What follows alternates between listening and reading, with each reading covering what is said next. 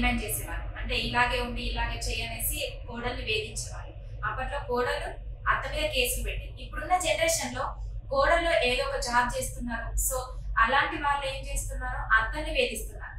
ఇలాంటప్పుడు అత్త వాళ్ళు కోడళ్ళ మీద ఎలాంటి కేసులు పెట్టాలి అనే దాని గురించి మనకి డీటెయిల్ గా ఎక్స్ప్లెయిన్ చేయడానికి ఈరోజు మనతో పాటు ఉన్నారు హైకోర్టు అడ్వకేట్ వెంకట్ శెట్టి గారు ఉన్నారు. Hi sir. యూపీలో జరిగిన ఈ కేసు గురించి అత్త కోడల మీద ఎలాంటి కేసులు పెట్టవచ్చు? అత్తల మీద కోడలు కేసు పెట్టడం అండ్ అత్త మామ అందరి మీద కోడలు కేసు పెట్టడం అనేది కామన్ అయిపోయింది, అందరికి తెలిసిందే ఇది. సో ఎట్ ప్రెసెంట్ ట్రెండ్ ఏంటి అని అంటే రివర్స్ అనమాట. ఎట్ ప్రెసెంట్ ఏంటంటే అత్తల్నే వేరే వేధించడం జరుగుతుంది. ఇక్కడ జనరల్గా మనం మాట్లాడుకుంటే కొన్ని సిచ్యువేషన్స్లోనేమో హస్బెండ్స్ కంప్లీట్గా పెళ్ళని చెప్పి తినేసి తల్లిదండ్రుల్ని అద్దని ఇదనేసి ఒక నెగిటివ్ వాళ్ళు ఏం మాట్లాడినా దాని ఒక తప్పర్థాలు తీసేసి వాళ్ళని ఇండైరెక్ట్గా వేధించడం జరుగుతుంది. కొన్ని కేసెస్లో ఏదైతే కొన్ని కేసెస్ ఏమో హస్బెండ్ ఒకవేళ ప్రాపర్ రెస్పాన్స్ ఇవ్వకపోయినా ఈ సిచ్యువేషన్స్లో ఏంటి అని అంటే కోడలే వీళ్ళని టార్చర్ పెట్టడం, అత్తని మామని మొగుడిని వీళ్ళందరినీ టార్చర్ పెట్టడం జరుగుతూ ఉంది. సో మనం ఎట్ ప్రెసెంట్ ఏదైతే యూపీలో జరిగిన ఇన్సిడెంట్ చూసుకుంటే, ఏదైతే జోధ్పూర్లో జరిగింది యూపీలో, సో ఈ ఇన్సిడెంట్ గురించి మనం మాట్లాడుకుంటే ఏదైతే ఆకాంక్ష అని చెప్పేసి ఆమె ఒక ఐటీ ఎంప్లాయ్. సో ఆమెకు జాబ్ ఉంది అని చెప్పేసి ఆమె అత్తను వేధించడం కాదు. సో తన వే ఆఫ్ బిహేవియర్ అట్లుందేమో ఏంటి, అదే కాకుండా అటు సైడ్ నుంచి కూడా ఏదో ఒక తప్పు రాంది ఇక్కడి నుంచి రైజ్ అవ్వదు, అంతే కదా. ఇప్పుడు రెండు చేతులు గట్టికి కలిపి కొడితేనే సౌండ్ వస్తుంది. సో ఒక చేతితోనే కొడితే సౌండ్ రాదు కదా.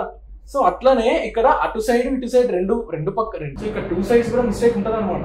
సో మనం వన్ సైడ్ మాట్లాడలేము ఇక్కడ. సో అక్కడ అత్త ఏం చేసింది అనేది కూడా మనం చెప్పలేము. అదే కాకుండా ఆ సిచ్యువేషన్స్ లో అత్త ఇంకేసి ఏమైనా మిస్టేక్ చేసినా కూడా అట్లాంటి సిచ్యువేషన్ లో కొట్టడం అనేది అయితే రాంగ్. సో మనం చూసుకుంటే ఆమె చాలా దారుణంగా కొట్టడం జరిగింది, కాలు పెట్టి తన్నడం ఇవన్నీ చాలా దారుణంగా కొట్టడం జరిగింది. అండ్ అదే కాకుండా వీళ్ళ మీద చాలా రోజుల నుంచి ఆ ఫ్యామిలీలో ఇష్యూస్ అనేది రెగ్యులర్గా అవుతూనే ఉన్నాయి. సో ఆ వీడియో అనేది సోషల్ మీడియాలో వైరల్ అవడం జరిగింది. ఇక్కడ ఏమి అని అంటే దరిద్రము, వీళ్ళు వెళ్ళి కేసు ఫైల్ చేద్దామని స్టేషన్కి వెళ్ళినా కూడా అక్కడ ఎఫ్ఐఆర్ అనేది ఫైల్ చేయించుకోలేదంట. బికాజ్ ఎందుకు అని అంటే ఎవరైతే ఈ ఆకాంక్ష ఉందో వాళ్ళ ఫాదర్ పోలీస్ డిపార్ట్మెంట్, సో ఏదైతే ఎస్ఐ రేంజ్ ఏదో ఉంది, సో దానివల్ల ఏదైతే ఆయన ఇన్ఫ్లుయెన్స్ యూజ్ చేసి కనీసం కంప్లైంట్ కూడా రైజ్ చేయడం జరిగింది. సో మనం చూసుకుంటే రీసెంట్గా చాలా కేసెస్, అమిత్ సూసైడ్ చేసుకున్న తర్వాత చూసుకుంటే చాలా ఇన్సిడెంట్స్ బయటకు వచ్చినాయి. చాలా మంది ఇట్లా సూసైడ్ చేసుకుంటా అని చెప్పేసి అక్కడ వాళ్ళు 498 ఇవన్నీ ఫైల్ చేసి వేధించడం జరుగుతుంది. సో నా వల్ల అవ్వట్లేదు అని చెప్పి చాలా మంది సూసైడ్ చేసుకోవడం జరిగింది. కొంతమంది బయటికి చెప్పుకోలేక లోపల డిప్రెషన్లోకి వెళ్ళిన వాళ్ళు కూడా చాలా మంది ఉన్నారు ఇక్కడ. కానీ ఏంటి అంటే చాలా మంది బయటికి రావు. సో ఇప్పుడు ఈ ఇన్సిడెంట్ బయటకు వచ్చింది కాబట్టి చాలా ఇన్సిడెంట్స్ తర్వాత రెగ్యులర్ వేరే ఇన్సిడెంట్స్ కూడా మనకు బయట కనబడతాయి.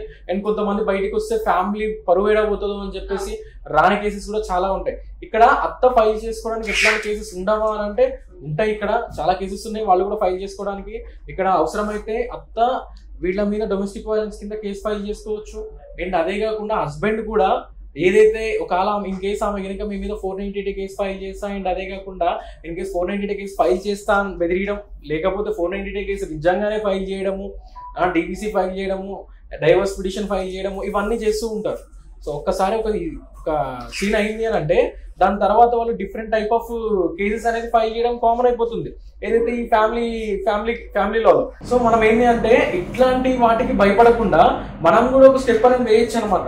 అత్త కూడా కోడల మీద డొమెస్టిక్ వైలెన్స్ కేసు అనేది ఫైల్ చేయొచ్చు. సో చాలా మంది ఏమనుకుంటారంటే ఆల్రెడీ రీసెంట్ గా ఒక జడ్జిమెంట్ వచ్చింది డొమెస్టిక్ వైలెన్స్ అత్త మీద కూడా ఫైల్ చేయొచ్చు అని. సో ఇక్కడ రీసెంట్ గా వచ్చింది కాదు, ఇది లాంగ్ టైం నుంచి ఉన్నది. ఇది డొమెస్టిక్ వైలెన్స్ అనేది ఏదైతే అత్త కూడా అవసరమైతే కొడుకు మీద ఫైల్ చేయొచ్చు, కోడల మీద ఫైల్ చేయొచ్చు, కోడల తల్లిదండ్రుల మీద ఫైల్ చేయొచ్చు. ఏదైతే 498 కేసు మాత్రం ఫైల్ చేయడానికి అత్త ఛాన్స్ లేదు. కావాలి అంటే డొమెస్టిక్ వైలెన్స్ కింద కేసు ఫైల్ చేసుకోవచ్చు. అవసరమైతే ఈమె కూడా ఒకవేళ గనక కొడుకు కూతురు ఏదైతే కొడుకు కోడలు గనక ఈమెని బయటికి పంపించడం కానీ తల్లిదండ్రుల్ని బయటికి పంపించేయడము, ఏరుకోపురం పెట్టేసి వీళ్ళకి ప్రాపర్ గా వీళ్ళని చూసుకోకుండా ఉన్న సిచ్యువేషన్స్ లో కూడా అవసరమైతే తల్లిదండ్రులు కూడా మెయింటెనెన్స్ అనేది ఫైల్ చేసుకోవచ్చు కొడుకు కూతురు కోడల మీద. మ్యామ్ ఇక్కడ పోలీసులు కేసు తీసుకోకుండా ఉండరు అనమాట. ఇక్కడ డొమెస్టిక్ వైలెన్స్ మనం ఫైల్ చేస్తున్నాం. డొమెస్టిక్ వైలెన్స్ ఏంటి అని అంటే ఏదైతే దాన్ని మనం కోర్టు త్రూ కూడా ఫైల్ చేసుకోవచ్చు. ఇన్ కేసు వాళ్ళు కనుక మన పిటిషన్ తీసుకోలేదు, court through domestic violence petition అనేది మూవ్ చేసుకొని అది సర్కిల్ సెంటర్కి వెళ్తుంది. అక్కడ మీడియేషన్ అయిన తర్వాత ఒక మీడియేషన్ రిపోర్ట్ అనేది మళ్ళీ కోర్టుకు రావడం జరుగుతూ ఉంటుంది. సో అక్కడ వాళ్ళ బిహేవియర్ని, వాళ్ళ వే ఆఫ్ టాకింగ్ ఎలా ఉంది, వాళ్ళ బిహేవియర్ ఎలా ఉంది, సో కొన్ని సిచ్యువేషన్స్ అక్కడ మీడియేషన్ లో వాళ్ళ కాల వర్డ్స్ ఏమైనా జారితే అట్లాంటి వర్డ్స్ వాళ్ళు రిపోర్ట్ లో ఏదైతే యాడ్ చేయడం జరుగుతూ ఉంటుంది. సో ఇట్లాంటి సిచ్యువేషన్స్ లో కూడా వాళ్ళ మీద మనము డొమెస్టిక్ వైలెన్స్ కింద వాళ్ళ ఆ రిపోర్ట్ అనేది కోర్టుకు సబ్మిట్ చేసి అక్కడ క్లియర్ గా ఎవిడెన్స్ అనేది రికార్డ్ అయింది కదా. సో ఈ ఎవిడెన్స్ చూసి ఇన్ ఫ్యూచర్ అంతకు ముందు నీకు ఏమైనా టార్చర్ పెట్టిందా, సో ఇట్లాంటి టైప్ ఆఫ్ ఎవిడెన్స్ కూడా గ్యాదర్ చేసుకొని అవసరమైతే కోడల మీద కూడా డొమెస్టిక్ వైలెన్స్ అనేది కేసు ఫైల్ చేసుకోవచ్చు. ఏమైనా క్రిమినల్ యాక్షన్స్ లో అంటే ఇన్ కేసు బిఎన్ఎస్ ప్రకారం వాళ్ళ మీద అఫెన్స్ ఏమైనా యాడ్ చేయాలి అన్నా కూడా బిఎన్ఎస్ ప్రకారం కూడా వాళ్ళ మీద కేసు అనేది ఫైల్ చేసుకోవచ్చు. ఇన్ కేసు అక్కడ వెళ్ళి నువ్వు కనుక కేసు అనేది ఫైల్ చేద్దామని స్టేషన్కి వెళ్ళి కూడా దాని తర్వాత కూడా వాళ్ళు కనుక నీకు ఎఫ్ఐఆర్ రైజ్ చేయట్లేదు అనుకున్న సిచ్యువేషన్స్ లో డైరెక్ట్ గా మనం అవసరమైతే డ్యామేజెస్ కి ఏదైతే suit for damages suit file చేసుకోవచ్చు, సివిల్ సూట్ ప్రకారం వెళ్ళొచ్చు. అండ్ అదే కాకుండా వాళ్ళ మీద అవసరమైతే ప్రైవేట్ కంప్లైంట్ ఫైల్ చేసి కూడా ఎఫ్ఐఆర్ అనేది రిజిస్టర్ చేయించచ్చు. సో ఇక్కడ ఏంటి అంటే చాలా మంది భయపడిపోతూ ఉంటారు అనమాట, కోడలు గొడవ పెట్టుకోగానే నా మీద ఏడ కేసు ఫైల్ చేస్తుంది అనేది. బయటికి రాని కేసెస్ కూడా చాలా ఉన్నాయి. ఏదైతే అత్త కోడల్ని టార్చర్ చేస్తుందని చెప్పేసి అండ్ అదే కాకుండా కోడలు అత్త మామని టార్చర్ పెడుతుందని చెప్పేసి ఇట్లాంటివి చాలా ఉన్నాయి. బట్ బయటికి రావాలి అని అంటే వాళ్ళ ఫ్యామిలీ ఏడా బయటపడుతుంది అన్నట్లు. అండ్ అదే కాకుండా లోపల డిప్రెషన్ లోకి వెళ్ళిపోయిన కేసెస్ కూడా చాలా ఉంటాయి. సో ఇట్లా చాలా మంది అనుభవిస్తూనే ఉన్నారనమాట. బయటికి వస్తే పరుగు పోతుందేమో అని చెప్పేసి వాళ్ళ ప్రెస్టేజ్ ఇష్యూ వల్ల అండ్ పోలీస్ స్టేషన్ దాకా వెళ్ళలేక అట్లా అడ్జస్ట్ అవుతూ బతుకుతున్న వాళ్ళు చాలా మంది ఉన్నారు. అండ్ అదే కాకుండా హస్బెండ్ అండ్ వైఫ్ మధ్య ఇష్యూస్ ఉన్నాయి కూడా వాళ్ళు బయటికి రాలేకపోతున్నారు అనమాట. బికాస్ ఎందుకు అని అంటే వాళ్ళు డైవర్స్ తీసుకున్నట్లే బట్ ఒకే ఇంట్లో ఉండి వాళ్ళు డైవర్స్ అనమాట. వాళ్ళు లీగల్ గా డైవర్స్ తీసుకోరు, వాళ్ళందరికీ వాళ్ళే డైవర్స్ అనమాట. వాళ్ళు ఎట్లా అంటే వాళ్ళు హస్బెండ్ ఒక రూమ్ లో పడుకుంటాడు, వైఫ్ ఒక రూమ్ లో పడుకుంటారు. సో వీళ్ళందరూ ఎందుకు అని అంటే పిల్లల కోసం, బయట సమాజం కోసం వాళ్ళు బయటికి వస్తే పరువు ఏడబోతుందో అని చెప్పేసి వీళ్ళు బయటికి వస్తే ఇట్లా ఇష్యూస్ పెట్టుకుంటే పిల్లల జీవితం ఏడ నాశనం అయిపోతుందో అన్న సిచ్యువేషన్స్ లో వాళ్ళు ఒక స్టెప్ వేయాలంటే ఆలోచిస్తారు అనమాట చాలా మంది. ఇట్లా బయటికి రాలేకుండా చాలా మంది డిప్రెషన్ లోకి వెళ్ళిపోయిన వాళ్ళు కానీ, అంటే చాలా మంది డిప్రెషన్ లోకి వెళ్ళిపోయిన వాళ్ళు కానీ, లేదా ఇట్లా బయటపడితే బయట పరువు పోతుందని, సో ఇట్లా చాలా మంది అనుభవిస్తూనే ఉన్నారు అట్ ప్రెసెంట్ కూడా. సో మనకు వచ్చే కేసెస్ కొన్ని కేసెస్ కోర్టు దాకా వచ్చే కేసెస్. సో చాలా మంది ఏమంటే చాలా కేసెస్ వస్తున్నాయి డైవర్స్ కేసెస్ ఇప్పుడు అని. సో నిజంగా ఒరిజినల్ ఇష్యూస్ అన్ని కూడా కోర్టు దాకా రావట్లా. సో మాక్సిమం సిచ్యువేషన్స్ లో ఇంటి దగ్గరే క్లోజ్ అవ్వడం, లేదు అని అంటే వాళ్ళందరూ కోర్టు దాకా రాకుండా ఇంట్లోనే ఒకే ఇంట్లో ఉంటూ వాళ్ళిద్దరు మాట్లాడుకోకుండా, సో వాళ్ళిద్దరు లైఫ్ లాంగ్ అలానే ఉంటారనమాట. సో కొన్ని సిచ్యువేషన్స్ లో ఏమైనా సిచ్యువేషన్స్ గుర్తు ఏమైనా పాజిటివ్ ఒపీనియన్స్ వస్తే అప్పుడు కలిసే ఛాన్సెస్ ఉంటాయి. సో అది వాళ్ళిద్దరి మధ్య డిపెండ్ అయి ఉంటుంది. చాలా ఆర్డర్స్ ఉన్నాయి అనమాట. ఏదైతే ఈ 498 కేసు కానీ డొమెస్టిక్ వైలెన్స్ కానీ కోడలు మిమ్మల్ని మీ మీద ఫైల్ చేస్తా అని మిమ్మల్ని వేధిస్తుంది అనే సిచ్యువేషన్స్ లో వాళ్ళకి ఆల్రెడీ అర్థమైపోతుంది ఇది ఫాల్స్ కేసు అని చెప్పేసి. వన్స్ ఒక కనుక ఎఫ్ఐఆర్ ఫైల్ అయినా అది కోర్టుకి వెళ్ళింది అని అంటే 498 కేసు ఆల్మోస్ట్ ఫాల్స్ కేసెస్ ఉన్నాయని వాళ్ళకి అర్థమైపోతుంది. ఎక్కడో ఒక 10% ఆఫ్ ద కేసెస్ ఇట్లాంటి జెన్యూన్ ఉన్నాయి. సో ఇవన్నీ తెలుసుకోవాలన్నమాట. ఫస్ట్ ఆఫ్ ఆల్ ఇవన్నీ తెలుసుకోకుండా అరే ఈమెతో గొడవ పెట్టుకుంటే ఈమె వెళ్ళి నా మీద ఏం కేసు ఫైల్ చేస్తుందో అని చెప్పి భయపడిపోతూ ఉంటే ఇట్లాంటివి అవుతాయి అనమాట. సో ఇట్లాంటి సిచ్యువేషన్స్ ఫేస్ చేయాల్సి వస్తుంది.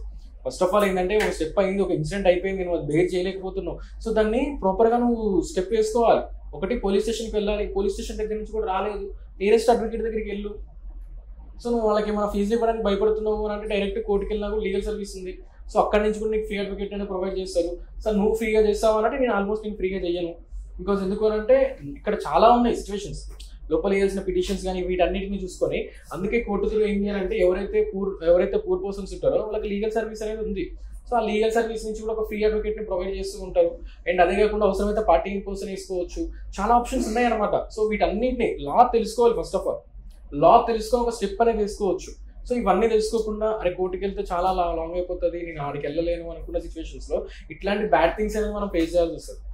సార్ కొంతమంది డివోర్స్ తీసుకోకుండా వేరే మ్యారేజెస్ కూడా చేసుకుంటూ ఉంటారు కదా సార్. మ్యామ్ ఇక్కడ ఏదైతే డివోర్స్ తీసుకోకుండా వేరే మ్యారేజెస్ చేసుకోవడం అనేది లీగల్ గా అది చెల్లదన్నమాట. సో లీగల్ వేలో మాట్లాడుకుంటే అది అడల్టరీ కిందనే వస్తుంది. బికాస్ ఎందుకు అని అంటే నువ్వు ఈ డైవర్స్ ప్రకారం ఈ డైవర్స్ అనేది తీసుకోకుండా నువ్వు వేరే మ్యారేజ్ ఎట్లా చేసుకుంటావు? లీగల్ గా నువ్వు డైవర్స్ తీసుకోవాలి కదా. డైవర్స్ తీసుకోకుండా వేరే మ్యారేజ్ చేసుకున్నా అది వ్యాలిడ్ కాదనమాట. సో అది వాయిడ్ మ్యారేజ్ కిందనే వస్తుంది. సో దాన్ని లా ప్రకారం కన్సిడర్ చేయరు. నువ్వు హిందూ మ్యారేజ్ యాక్ట్ ప్రకారం నువ్వు పెళ్లి చేసుకున్నా కూడా ఆ మ్యారేజ్ అనేది కన్సిడర్ చేయరు. ఇక్కడ మ్యారేజ్ అనేది క్లోజ్ అయిపోయిన తర్వాత, ఇక్కడ చాప్టర్ క్లోజ్ అయిపోయిన తర్వాత, అంటే ఇక్కడ డైవర్స్ పిటిషన్ క్లోజ్ అయిన తర్వాత నువ్వు అక్కడ మ్యారేజ్ చేసుకోవాలి. వితౌట్ టేకింగ్ డైవర్స్ నువ్వు ఎట్లా తీసుకుంటావు? ఇంకో మ్యారేజ్ ఎట్లా చేసుకుంటావు? Okay, thank you sir.